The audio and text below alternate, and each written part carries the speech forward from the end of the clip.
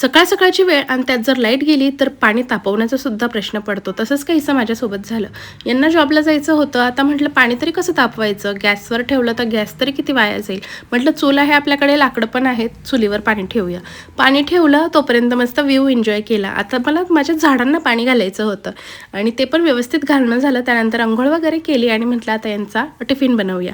टिफिनमध्ये मटकीची भाजी आणि चपात्या केल्या होत्या. म्हटलं त्यांचा टिफिन पॅक करूया आणि त्याच्यात काय होतं ना, खूप सकाळी जातात हे, त्यामुळे यांना लाडू पण खाणं होत नाही. तो पण मम्मी यांना त्या टिफिनसोबतच पॅक करून दिला आणि त्यानंतर मग मला आवरायची होती माझी घरातली बाकीची सगळी कामं. पण म्हटलं आधी यांना चहा नाश्ता देऊया आणि त्यानंतर मग आपण आपलं आवरत बसूया.